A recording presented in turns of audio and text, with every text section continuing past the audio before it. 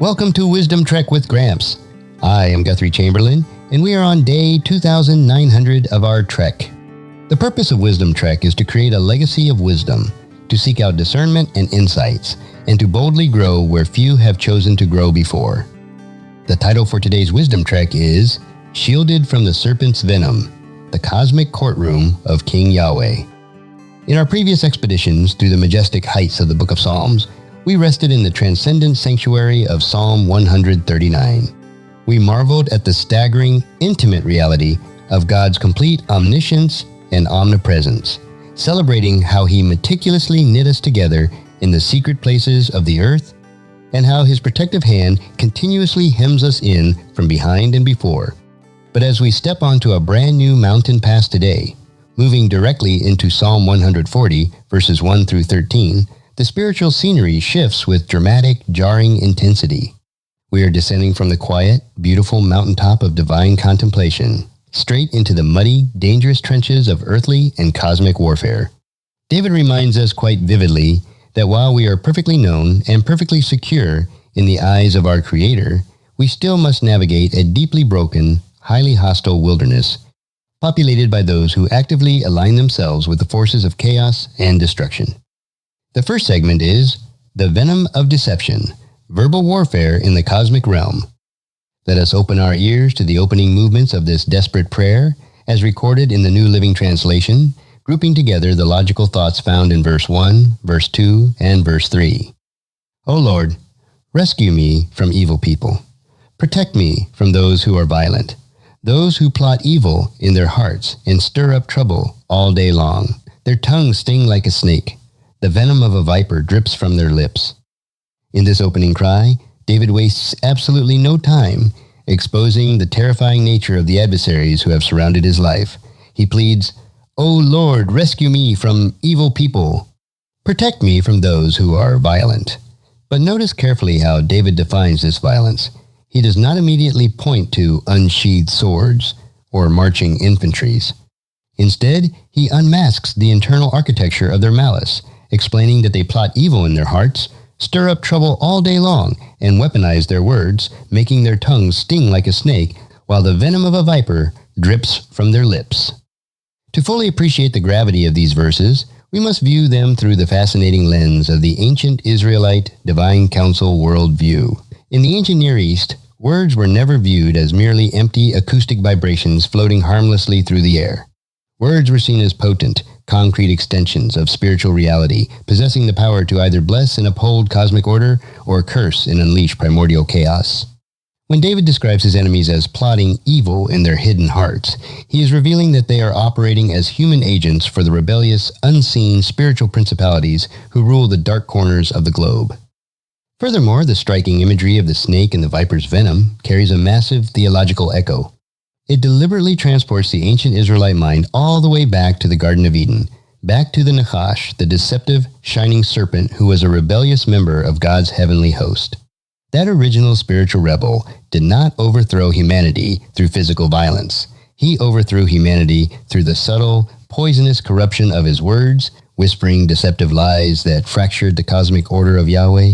David is declaring that the wicked people surrounding him are speaking the native, venomous language of the serpent, attempting to inject spiritual poison into the social, political, and spiritual life of God's covenant community. The second segment is Hidden Snares Along the Trail, the Strategy of the Proud. The narrative of David's struggle continues to unfold as he links his logical thoughts together in verse 4 and verse 5, mapping out the covert operations of his predators. O Lord, keep me out of the hands of the wicked. Protect me from those who are violent, for they are plotting against me. These proud people have set a trap to catch me.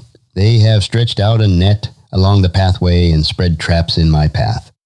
David intensifies his petition, crying out, O Lord, keep me out of the hands of the wicked. Protect me from those who are violent, for they are plotting against me. He then uses the vivid vocabulary of an ancient wilderness hunter, describing how these proud people have set a trap, stretched out a massive net along the pathway, and spread hidden snares directly in his path. This section beautifully illustrates the treacherous nature of our spiritual and earthly journey. Our adversaries rarely launch their assaults out in the open where they can be easily anticipated. Instead, like a calculated hunter tracking prey through the brush, they rely on covert manipulation, gaslighting, and invisible entrapment. They wait until we are walking along our normal, daily pathway, and then they attempt to trip us into a compromise, or trap us in a web of false accusations. Notice that David specifically identifies these engineers of chaos as proud people. In the biblical worldview, pride is not just a psychological trait, it is a profound cosmic posture. To be proud means to actively refuse to submit to the sovereign rule of Yahweh, mimicking the original pride of the fallen cosmic rulers who erroneously believed they could usurp the authority of the Most High. These proud human adversaries set traps for David because they believe they can successfully operate outside of God's moral boundaries, tracking down and devouring the righteous without ever being held accountable by the cosmic court of heaven. The third segment is appealing to the supreme magistrate of heaven. Faced with venomous lips and hidden nets, David does not attempt to fight fire with fire, nor does he rely on his own military strategic brilliance. Instead, he enters the celestial courtroom, combining his urgent thoughts in verse 6, verse 7, and verse 8. I said to the Lord, "You are my God. Listen, O Lord, to my cries for mercy. O sovereign Lord, the strong one who rescued me, you protected me on the day of battle. Lord, do not give in to their evil desires. Do not let their evil plots succeed, or they will become proud." David plants his feet firmly on covenant ground, declaring directly to the Almighty, "You are my God. Listen, O Lord, to my cries for mercy." He appeals to him as the sovereign Lord, the strong one who rescued him, and the one who served as a protective helmet over his head on the day of intense battle. He begs the king, "Lord, do not give in to their evil desires. Do not let their evil plots succeed, or they will become proud." This is a breathtaking masterclass in spiritual legal procedure. In the ancient world, when a weaker vassal was attacked by a hostile, lawless force, his only hope was to appeal to his high suzerain, the great king, who had sworn a covenant oath to protect him. David bypasses all localized earthly authorities and goes straight to the ultimate judge of the divine council. He uses the specific, sacred names of God, Yahweh, and Adonai, reminding the creator of their unique, binding relationship. By calling God the strong one who rescued me, David is looking backward at his historical track record of deliverance, recalling how Yahweh previously protected his head from the physical and spiritual arrows of his enemies on the field of conflict.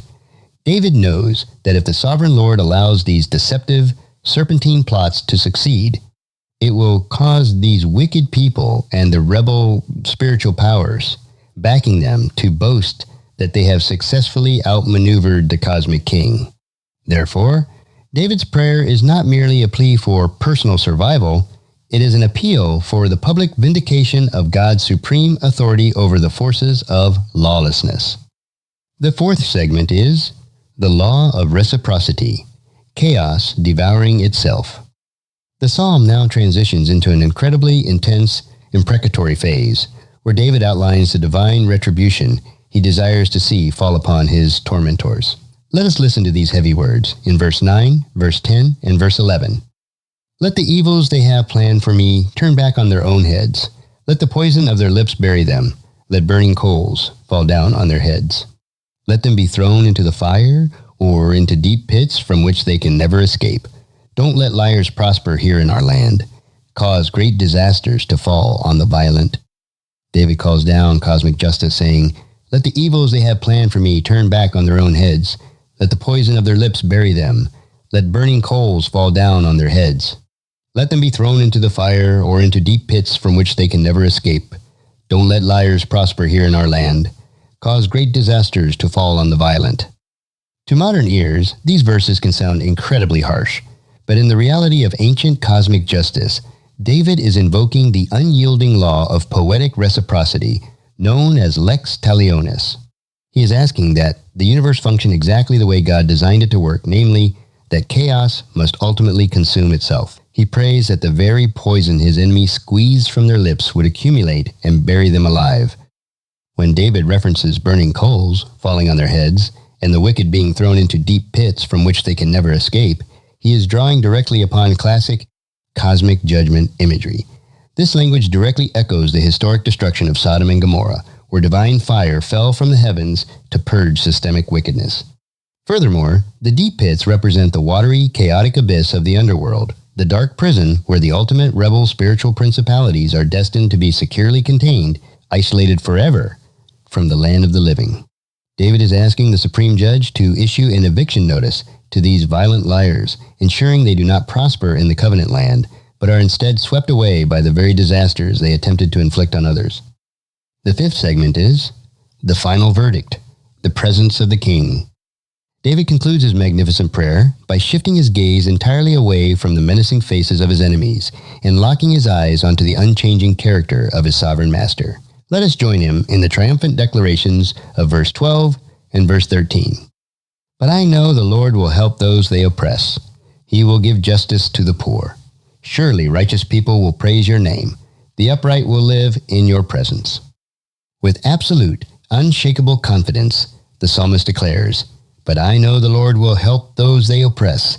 He will give justice to the poor. Surely righteous people will praise your name. The upright will live in your presence. What an incredible, beautiful resolution to a psalm that began with the hissing of vipers and the stretching of hidden nets. David rests in an absolute, rock-solid certainty. I know the Lord will help those they oppress. In the ancient Near Eastern worldview, the lesser gods of the nations ignored the weak, favoring the rich, the elite, and the powerful. But Yahweh, the true Most High, establishes his entire cosmic reputation on his absolute commitment to execute flawless justice for the poor, the defenseless, and the oppressed. Notice how beautifully the final line of verse 13 links us right back to the grand climax of Psalm 139. David concludes that, the upright will live in your presence, the very divine presence that the wicked constantly try to evade, and the very presence that strikes terror into the hearts of the rebellious cosmic principalities becomes the ultimate peaceful home for the righteous. No matter how many traps are laid along our trail, and no matter how toxic the cultural venom becomes around us, the final verdict of history has already been signed by the King. The forces of chaos will be swallowed up in the pit, and the children of God will dwell forever in the unfiltered, life-giving light of his face. If you found this podcast insightful, please subscribe and leave us a review. Then encourage your friends and family to join us and come along tomorrow for another day of Wisdom Trek, Creating a Legacy. As we take this trek of life together, let us always live abundantly, love unconditionally, listen intentionally, learn continuously, lend to others generously, lead with integrity, leave a living legacy each day. I am Guthrie Chamberlain, reminding you to keep moving forward, enjoy your journey, and create a great day every day. Join me next time for more daily wisdom.